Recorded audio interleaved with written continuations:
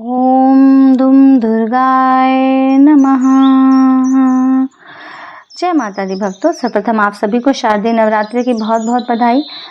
आज की वीडियो में आपको प्रथम दिन की पूजा, उनकी देवी और उनके मंत्रों का वर्णन करने जा रही हूँ। नवरात्रि के 9 दिन तक जगत जननी माँ दुर्गा के 9 स्वरूपों की पूजा होती है। माँ के 9 स्वरूप और उनका नाम अलग अलग है तथा इसका अलग अलग अर्थ है। नवरात्रि के प्रथम दिन माँ शैलपुत्री को पूजा जाता है, जो हिमालय राज की पुत्री हैं। इसी के चलते उनका नाम का अर्थ भी कुछ ऐसा ही है। शैल अर्थात पहाड़ या पत्थर, और शैल की पुत्री अर्थात हिमालय राज की पुत्री शैलपुत्री है। पहले दिन शैलपुत्री की पूजा का ही विधान है।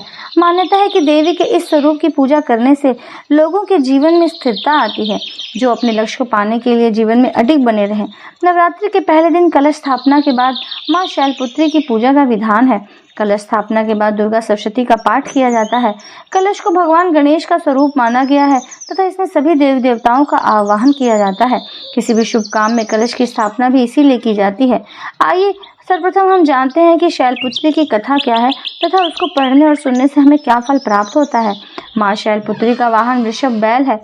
ऐसी कथा प्रचलित है कि एक बार प्रजापति दक्ष, जो सती के पिता थे, उन्होंने यज्ञ के दौरान भगवान शिव और सती को छोड़कर सभी देवताओं को आमंत्रित किया, लेकिन सती बिना बुलाए ही यज्ञ में जाने के लिए तैयार हो गई। भगवान शिव ने उन्हें बहुत समझाया कि ऐसे बिना बुलाए जाना उचित नहीं है, परंतु इसके बावजूद भी सती नहीं मानी और ऐसे में सती की जिद के आगे भगवान शिव ने उन्हें जाने की अनुमति प्रदान की। अब सती बिना बुलाए पिता के यहाँ यज्ञ में भाग लेने पहुंच गई। वहां उनके साथ बुरा व्यवहार हुआ। मायके में सती की माँ के अलावा सभी ने उनके साथ अच्छे से बात नहीं की। क्या भाई क्या बहनें, सभी ने सती तथा उनके पति भगवान शिव का कोई भी आदर नहीं किया। यह कठोर व्यवहार और पति का अपमान सती बर्दाश्त नहीं कर सकी और उन्होंने खुद को यज्ञ में भस्म कर दिया। जैसे ही उन्होंने अपने आप को यज्ञ में भस्म किया, शिव तक ये समाचार पहुंचा तो उन्होंने तुरंत अपने गणों को दक्ष के यहाँ भेज दिया। गणों ने इस यज्ञ को विध्वंस कर दिया और इस तरह से सती वहां पर सती हो गई। यही सती अगले जन्म में हिमालय की पुत्री के रूप में उन्होंने जन्म लिया और तपस्या करके पार्वती जी ने पति रूप में शिव शंकर को प्राप्त किया। उन्हीं जो को सफ़ेद रंग बहुत प्रिय है, इसलिए पूजा के दौरान उन्हें सफ़ेद रंग की चीज़ें, बर्फी आदि का भोग लगाना चाहिए। पूजा में सफ़ेद रंग के पुष्प भी अर्पित किए जाते हैं। माता के भक्तों को पहले दिन की पूजा में सफ़ेद वस्त्र धारण करना चाहिए तथा सफ़ेद आसन का प्रयोग करना चाहिए।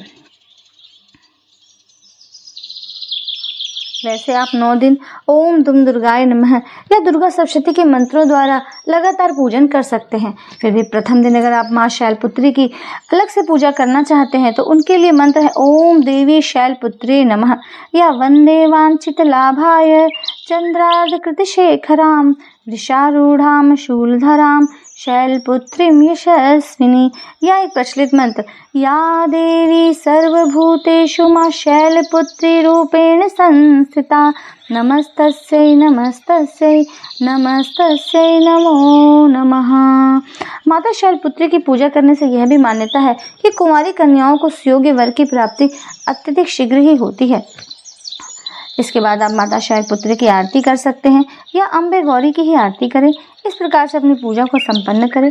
आशा करती हूँ कि आप इस वीडियो से लाभ प्राप्त करेंगे और अधिक लाभ प्राप्त करने के लिए मेरे चैनल को सब्सक्राइब करें, बेल आइकन को प्रेस करें तथा वीडियो को अधिक से अधिक शेयर करें। अगला वीडियो आने तक के लिए नमस्कार, राधे राधे।